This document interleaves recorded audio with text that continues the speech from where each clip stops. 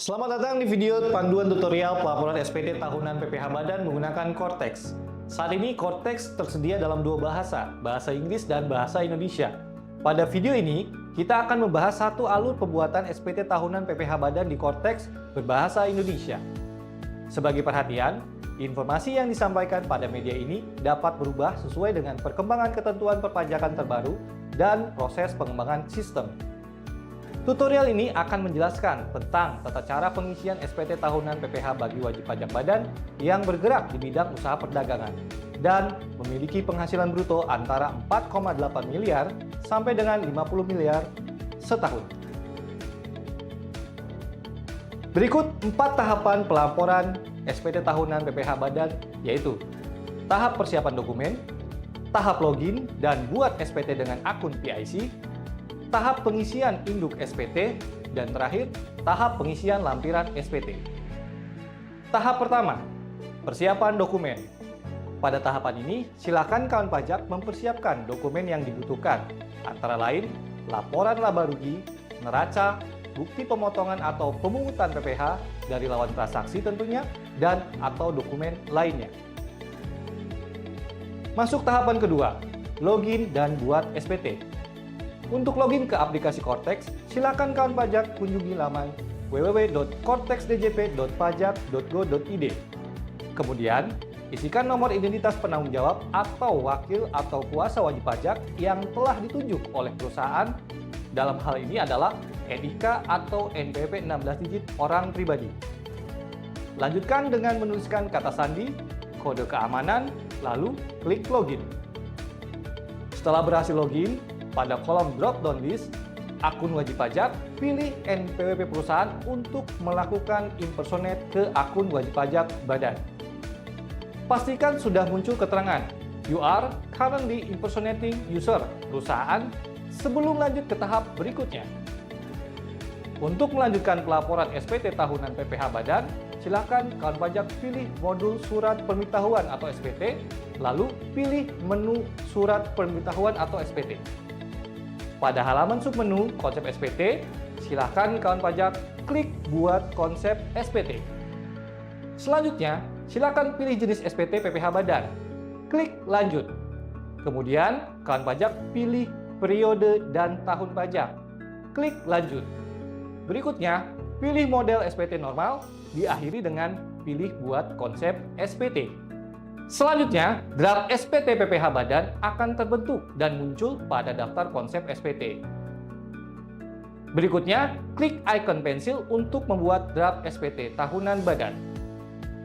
Sebagai catatan, berbeda dengan aplikasi sebelumnya, proses penyiapan SPT tahunan badan di Cortex dimulai dari pengisian induk SPT terlebih dahulu, baru kemudian dilanjutkan dengan pengisian lampirannya. Masuk ke tahapan ketiga, pengisian formulir induk SPT. Mari kita mulai pengisian SPT-nya. Pertama, pada bagian A, silakan pilih metode pembukuan atau pencatatan yang dilakukan menggunakan Stelsel Aktual atau juga Stelsel Kas. Awalnya, metode yang terpilih secara otomatis oleh sistem adalah metode pembukuan dengan Stelsel Aktual. Untuk dapat mengubah metode pembukuan menjadi Stelsel Kas, kawan pajak harus menyampaikan pemberitahuan penggunaan pembukuan dengan Stelsel Kas terlebih dahulu, sesuai ketentuan yang berlaku. Selanjutnya adalah bagian B. Pada bagian ini, kawan pajak harus memilih sektor usaha laporan keuangan sesuai dengan kondisi masing-masing wajib pajak. Dalam video kita kali ini, memilih sektor usaha dagang. Perlu diketahui bahwa pemilihan sektor usaha ini akan menentukan jenis rekonsiliasi laporan keuangan yang wajib diisi pada lampiran 1. Karena kita sudah memilih sektor usaha dagang, maka kita akan melengkapi lampiran L1C. Berikutnya, kawan pajak diminta menjawab pertanyaan, apakah laporan keuangan diaudit oleh akuntan publik atau tidak? Dalam tutorial kali ini, kita isi dengan tidak. Karena untuk contoh kali ini, laporan keuangan tidak diaudit oleh akuntan publik. Selanjutnya di bagian C, kawan pajak diminta menjawab beberapa pertanyaan. Dalam video ini, pada bagian C angka 1 huruf A, kita isi dengan tidak. karena kita contohkan kalau pajak tidak menerima atau memperoleh penghasilan dari usaha dengan peredaran bruto tertentu yang dikenakan PPh yang bersifat final. Selanjutnya pada bagian C angka 2, kita isi dengan ya, karena kita contohkan kawan pajak memiliki penghasilan yang dikenakan PPh final berupa pendapatan dari sewa tanah dan atau bangunan.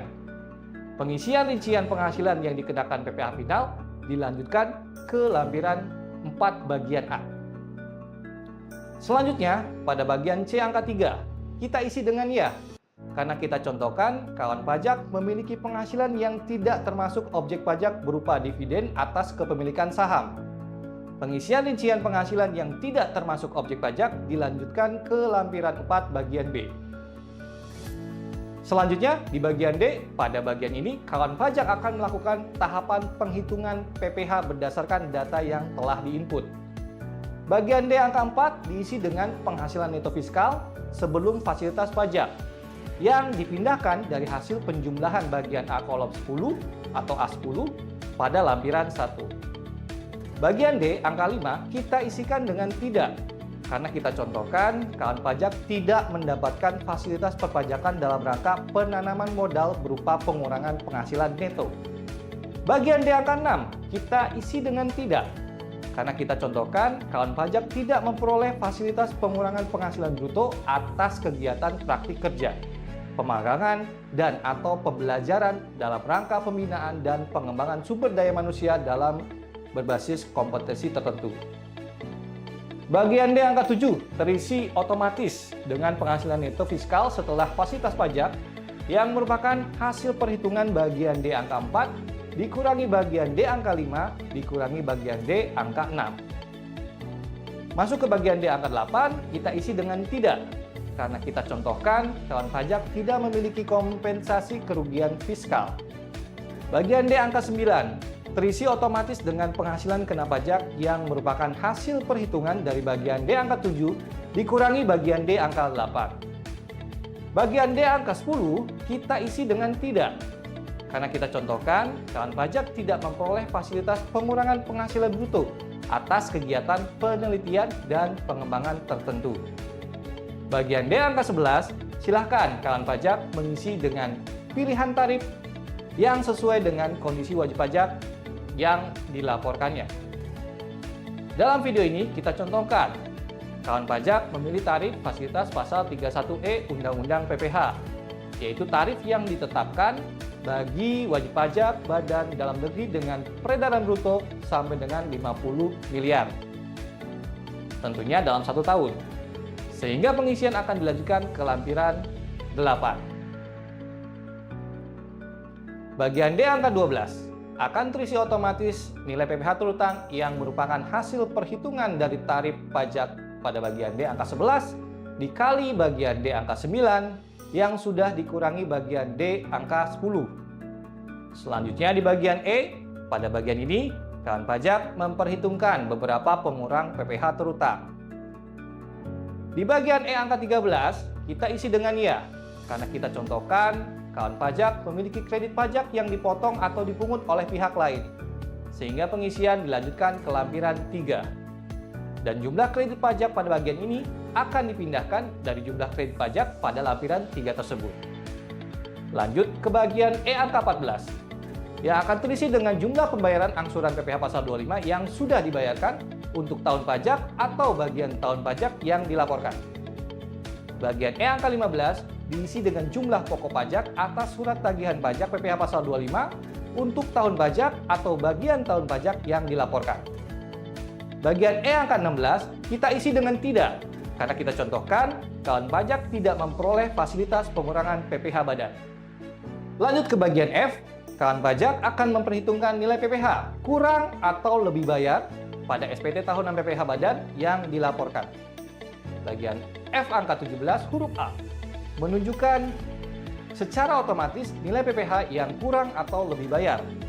Pada bagian F angka 17 huruf B kita isi dengan tidak, karena kita contohkan kawan pajak tidak memperoleh surat keputusan persetujuan pengangsuran atau penundaan pembayaran pajak. Bagian F angka 17 huruf C menunjukkan secara otomatis nilai PPh yang masih harus dibayar atau lebih dibayar. Bagian F angka 18 huruf A dan B akan terisi otomatis. Nilainya jika SPT tahunan kawan pajak dilakukan pembetulan. Selanjutnya, pada bagian angka 19 huruf A, kawan pajak memilih prosedur pengembalian akan diselesaikan melalui pemeriksaan atau pengembalian pendahuluan sesuai ketentuan perpajakan yang berlaku. Sedangkan pada bagian angka 19 huruf B, kawan pajak memilih nomor rekening yang sudah diinput pada profil wajib pajak yang akan digunakan sebagai tujuan pengembalian kelebihan pembayaran pajak. Dalam video ini, karena kita contohkan kawan pajak menyampaikan SPT tahunan berstatus kurang bayar, maka bagian F angka 18 dan 19 kita lewati.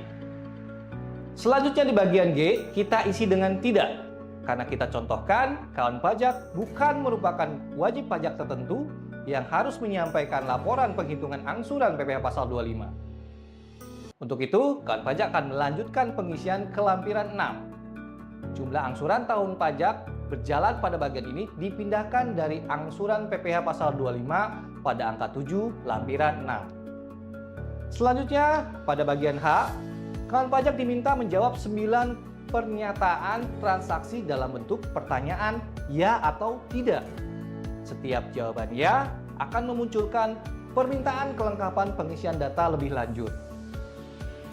Angka 21A apabila pilih ya akan memunculkan notifikasi untuk mengisi lampiran 10A, 10B, dan 10C. Angka 21B apabila pilih ya akan memunculkan notifikasi untuk mengisi lampiran 10D. Angka 21C apabila pilih ya akan memunculkan notifikasi untuk mengisi lampiran 2 tabel B. Begitupun angka 21D apabila pilih ya akan memunculkan notifikasi untuk mengisi lampiran 2 tabel B. Angka 21E apabila pilih ya akan memunculkan notifikasi untuk mengisi lampiran 9. Angka 21F apabila pilih ya akan memunculkan notifikasi untuk mengisi lampiran 11A. Angka 21G apabila pilih ya akan memunculkan notifikasi untuk mengisi lampiran 13A. Angka 21H apabila pilih ya akan memunculkan notifikasi untuk mengisi lampiran 14. Angka 21I apabila pilih ya akan diminta menyampaikan laporan realisasi investasi secara terpisah pada modul layanan wajib pajak. Dalam video ini, semua pernyataan kita pilih jawaban tidak, kecuali pertanyaan angka 21E. Apakah wajib pajak membebankan biaya penyusutan dan atau amortisasi fiskal? Kita pilih jawabannya ya. Karena kita contohkan, kawan pajak memiliki harta yang harus dihitung, nilai penyusutan atau amortisasinya secara fiskal. Sehingga wajib pajak akan melanjutkan pengisian ke lampiran 9. Pada bagian I, kawan pajak diminta untuk mengunggah lampiran-lampiran yang dipersyaratkan sebagai kelengkapan penyampaian SPT tahunan PPh Badan. Dalam video ini, kita wajib melampirkan laporan keuangan atau laporan keuangan yang telah diaudit pada bagian I, huruf A, angka 1 dengan klik pilih, kemudian pilih file laporan keuangan dalam bentuk file PDF, pilih open, dan lanjutkan dengan klik unggah. File laporan keuangan yang berhasil diunggah akan terlihat pada kolom terkait. Selain itu, pada bagian ini kawan pajak juga dapat mengunggah dokumen-dokumen lainnya yang memang dipersyaratkan. Pada bagian J, kawan pajak harus mencentang pernyataan dan mengisikan posisi penandatangan sebelum melakukan penyampaian SPT tahunan PPh Badan. Nah, berikutnya kita masuk ke tahapan keempat, yaitu pengisian lampiran SPT. Kita mulai dengan lampiran 1C. Lampiran 1 memuat informasi atau data mengenai laporan keuangan perusahaan. Lampiran 1 akan muncul secara otomatis setelah kawan pajak melakukan pemilihan sektor usaha pada drop-down list di bagian B angka 1 di halaman induk SPT. Dalam video ini, sektor usaha yang dipilih adalah sektor perdagangan. Maka lampiran 1 yang tertampil adalah lampiran L1C. Sebagai informasi, apabila kawan pajak adalah bagian dari wajib pajak yang menyampaikan laporan keuangan dengan format XBRL, maka kolom laporan keuangan komersil dapat terprepopulasi secara file XBRL yang telah dibuat sebelumnya. Jika tidak, maka kawan pajak perlu memasukkan data laporan keuangan secara key-in pada lampiran 1 ini. Lampiran 1 terdiri dari 2 bagian utama, yaitu bagian A, laporan laba rugi, dan bagian B, laporan posisi keuangan atau neraca. Kita akan melakukan input data secara key-in sesuai dengan contoh laporan keuangan yang telah disiapkan untuk keperluan tutorial SPT tahunan PPh Badan ini. Pada video kali ini akan dicontohkan cara penginputan bagian A terkait dengan laporan laba rugi untuk akun-akun sebagai berikut. Contoh pertama untuk akun penjualan domestik. Kita isikan dengan langkah berikut ini. Berikutnya kita masuk ke akun yang berikutnya, yaitu akun kedua. Gaji, upah, bonus, gratifikasi, honorarium, THR, dan sebagainya. Kita isikan dengan langkah seperti ini. Nilainya adalah 4 miliar, ada koreksi fiskal, kodenya adalah FPO 12 sebesar 1 miliar. Akun yang ketiga sebagai contoh, kita isikan pendapatan usaha lainnya. Nilainya 1,5 miliar. Setelah memastikan semua data selesai, silakan kawan pajak klik simpan. Selanjutnya kita isi bagian B, laporan posisi keuangan atau neraca. Berbeda dengan langkah yang dilakukan pada bagian A, pada bagian B ini kita isikan langsung data pada kolom yang disediakan sesuai dengan data neraca yang kita miliki. Sebagai catatan, isikan angka 0 pada isian yang memerlukan isian angka. Kemudian, apabila akun neraca dalam laporan keuangan komersial tidak ada pada akun neraca dalam lampiran 1 ini, nilai akun tersebut diisikan pada akun sejenis atau akun lainnya.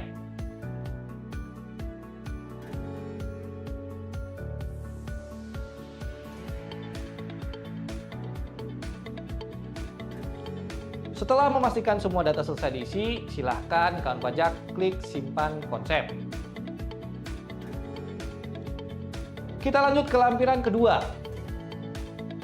Kita gulir ke atas kembali dan pilih L2 untuk mengisi atau melengkapi lampiran 2. Lampiran 2 memuat informasi atau data terkait daftar pemegang saham atau pemilik modal, jumlah dividen atau pembagian laba yang dibagikan, dan daftar susunan pengurus dan komisaris.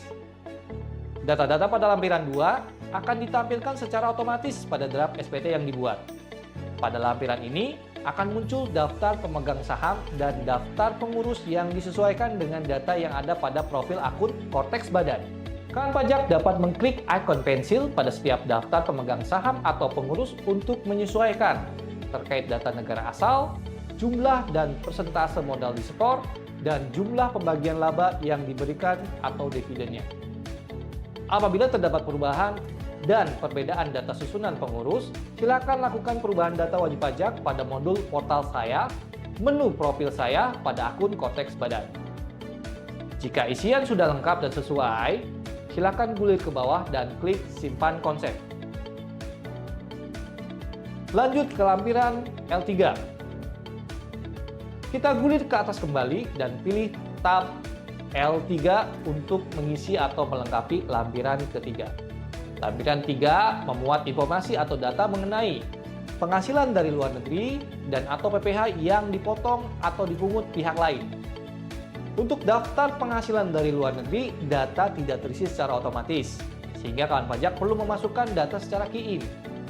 Untuk menambahkan data baru, klik tambah, lengkapi data, dan kemudian diakhiri dengan klik simpan. Untuk daftar pajak penghasilan yang dipotong pihak lain, data akan terisi secara otomatis berdasarkan data bukti potong PPh yang diterbitkan oleh pihak lain. Kawan pajak dapat menghapus data bukti potong dengan mengklik ikon hapus atau menambahkan data bukti potong secara key-in. Dalam hal data bukti potong yang kawan pajak miliki tidak tersedia pada daftar. Isikan NBP, jenis pajak yang dipotong, nilai DPP, pajak penghasilan, nomor dan tanggal bukti pemotongan, lalu kemudian diakhiri dengan klik simpan. Dalam video kali ini akan dicontohkan wajib pajak badan melakukan kegiatan pengadaan barang ke instansi pemerintah. Kemudian akan terdapat bukti pemungutan unifikasi PPh pasal 22 yang tentunya bisa menjadi kredit pajak. data yang dimaksud kita akan isikan adalah DPP 10 juta, PPh terutang 150.000. Caranya gimana? Caranya klik tambah di bagian B dan isikan data-data bukti pemungkutan yang tadi saya sebutkan. Jika isian sudah lengkap dan sesuai, silahkan gulir ke bagian bawah dan klik simpan konsep. Berikutnya kita lanjut ke lampiran L4. Gulir ke atas kembali dan pilih tab L4 untuk mengisi atau melengkapi lampiran 4. Lampiran 4 memuat informasi atau data mengenai bagian A, penghasilan yang dikenakan PPh final, dan bagian B, penghasilan yang tidak termasuk objek pajak.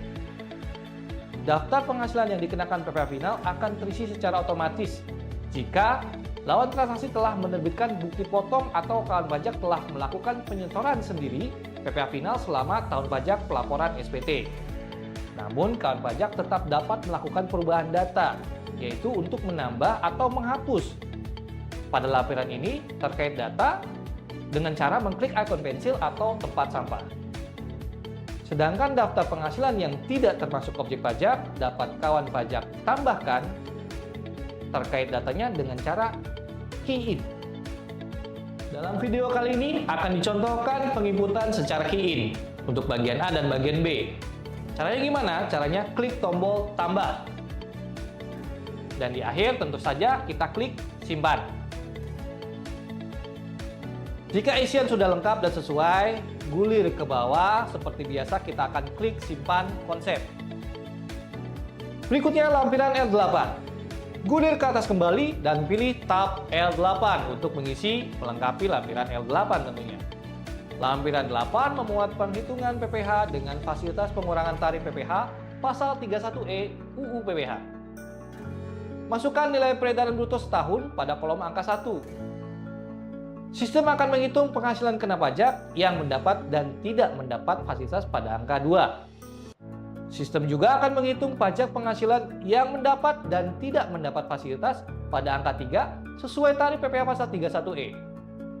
Total pajak yang terutang akan ditampilkan pada angka 4. Jika isian sudah sesuai dan lengkap, silahkan gulir ke bagian bawah dan klik simpan konsep. Lanjut ke lampiran L6. Gulir ke atas kembali dan pilih tab L6 untuk mengisi atau melengkapi lampiran 6. Lampiran 6 memuat penghitungan angsuran PPh pasal 25. Di angka 1 diisi dengan jumlah penghasilan neto fiskal. Di angka 2 akan terisi otomatis dengan jumlah kompensasi kerugian fiskal tahun pajak berjalan yang dipindahkan dari jumlah kompensasi kerugian fiskal tahun pajak berjalan pada lampiran 7. Dalam video kali ini tidak ada kompensasi kerugian fiskal, maka nilainya adalah 0. Lanjut ke angka 3, terisi dengan penghasilan kena pajak yang merupakan hasil penghitungan angka 1 dikurangi angka 2. Lanjut ke angka 4, diisi dengan hasil penerapan tarif yang berlaku atas penghasilan kena pajak yang tercantum pada angka 3. Di angka 5, diisi dengan kredit pajak sehubungan dengan penghasilan yang menjadi dasar penghitungan angsuran PPh pasal 25 sebagaimana dimaksud pada angka 1. Dan berikutnya angka 6, diisi dengan jumlah PPh yang masih harus dibayar sendiri yang merupakan hasil perhitungan dari angka 4 dikurangi dengan angka 5. Dan terakhir di angka 7 diisi dengan jumlah angsuran PPh pasal 25 tahun pajak berjalan, yaitu hasil dari angka 6 dibagi 12 atau banyaknya jumlah bulan dalam bagian tahun pajak. Jumlah angsuran PPh pasal 25 tahun pajak berjalan pada bagian ini dipindahkan ke formulir induk bagian G. Penghitungan angsuran PPh pasal 25 tahun berjalan. Jika isian sudah lengkap dan sesuai, silakan gulir ke bawah dan klik simpan konsep. Lanjut ke lampiran L9. Selanjutnya kita gulir ke atas kembali dan pilih tab L9 untuk mengisi atau melengkapi lampiran 9. Lampiran 9 memuat informasi atau data tentang biaya terkait biaya penyusutan dan atau amortisasi fiskal.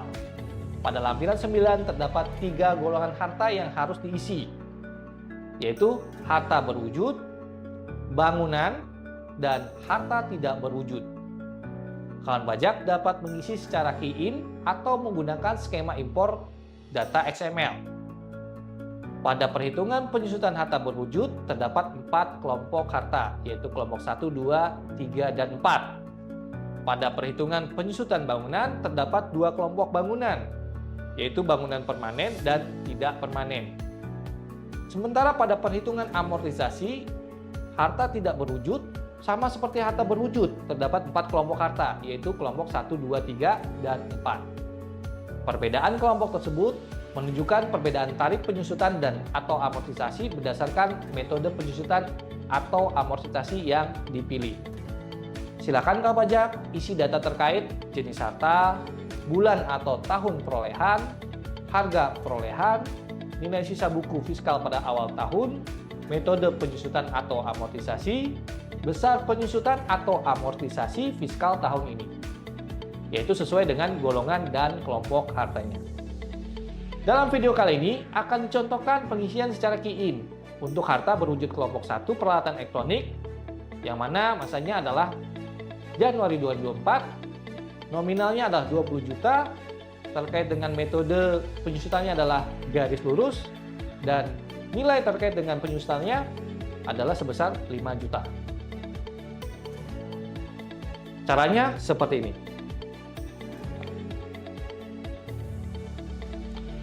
Jika isian sudah lengkap dan sesuai, silahkan gulir ke bawah dan klik simpan konsep.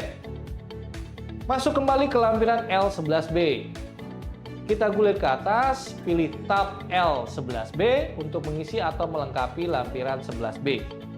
Lampiran 11B memuat penghitungan biaya pinjaman yang dapat dibebankan untuk keperluan penghitungan pajak penghasilan.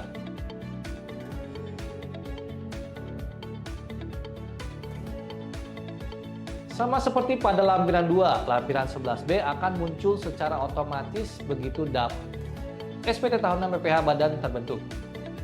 Secara sistem, kolom-kolom dalam lampiran 11B ini akan otomatis terisi sesuai penghitungan earning before interest, tax, depreciation, and amortization, atau kita sebut EBITDA. Namun kawan pajak bisa mengubah isian data sesuai dengan kondisi sebenarnya.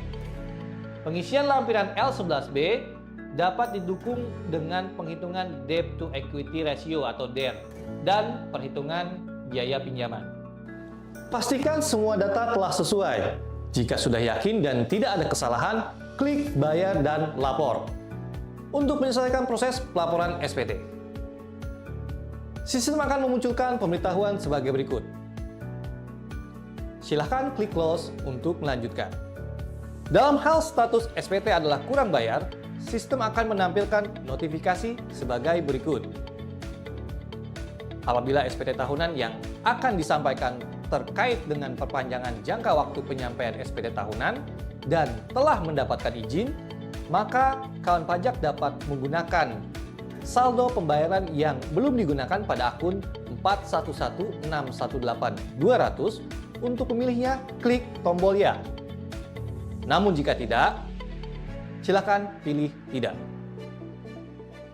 Selanjutnya, sistem akan memberikan notifikasi apakah wajib pajak ingin melunasi pajak yang terutang menggunakan deposit pajak atau melalui pembuatan kode billing. Silakan pilih salah satu metode pembayaran. Pilihan deposit pajak akan muncul jika saldo deposit tersedia minimal senilai pajak terutang. Apabila kawan pajak tidak mempunyai saldo deposit atau saldo deposit kurang dari pajak terutang, maka sistem hanya akan memunculkan pilihan Generate Kode Billing. Selanjutnya, tanda tangani SPT kawan pajak dengan memilih penyedia tanda tangan dan masukkan pasprase kawan pajak. Kemudian lalu klik konfirmasi tanda tangan. Apabila kawan pajak melakukan pembayaran menggunakan deposit, status SPT akan otomatis dilaporkan. Apabila kawan pajak melakukan pembayaran dengan kode billing, status SPT menjadi menunggu pembayaran.